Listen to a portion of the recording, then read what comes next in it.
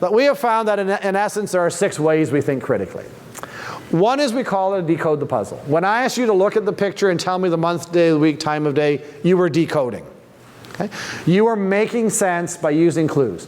When we ask children to identify a theme in a story, they're decoding. When we ask kids to interpret a graph, to explain results of a science experiment, this is where kids are looking for evidence, making sense.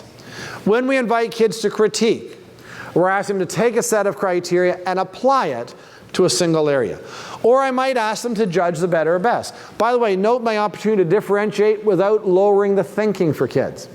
If I've got an ESL learner in my class who I know is going to cover less ground, I don't take the thinking out. I have you do a critique. I'm going to have you read about one Canadian hero or one of something, but I'm going to have another student compare 2 or more. So they have to read a bigger body, but all my kids are using criteria. They're all making thoughtful decisions. All of our kids are engaged in thinking. Okay? But we can differentiate the nature of the task. Rework the piece. The picture I showed you earlier of the children asked, what's the season and the weekend?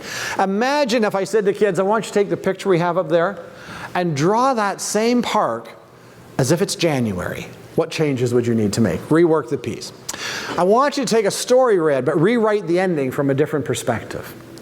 What if the Harry Potter series ended from Draco Malfoy's perspective? What would that ending sound like? How would it be different? So rework, we change something. Design, everything we do with kids that teachers assess is a design. Create a poster, write a paragraph, create an essay, all design.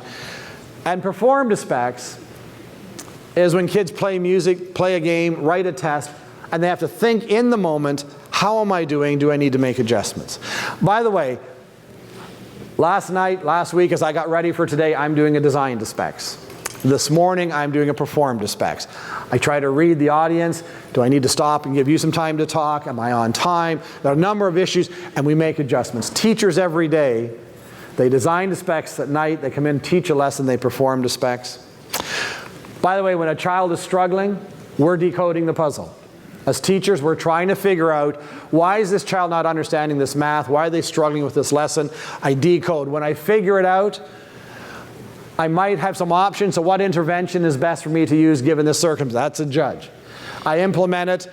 I critique how it's working. If it's not working, I rework it. Notice teaching at its core is a thinking profession. It's what we do all the time. Let me show you some quick examples. Olympic example from 2006 Winter Olympics. Okay, kind of time. So Canada won 4 gold medals in one sport in turn. I don't know if you remember this, in speed skating on a single day. That same day, does anyone know what happened? There's no one dies. But do you know what the national embarrassment was? Anyone remember? 10 years ago, our men's hockey team got put out of medal contention. We weren't even in the medal running. That'd be like the American basketball team not making it to the medal round, right? National embarrassment. So the National Post runs this headline the next day, 4 medals and a funeral. I use that with students. I think that's an effective title. My criteria for an effective title, a good title should be informative. It gives a hint as to what I'm going to read about. It's relevant. As you read it, you'll see the connection. It's concise, that's only 5 words, and because it's a play on a movie, it's an engaging title. So there's my criteria.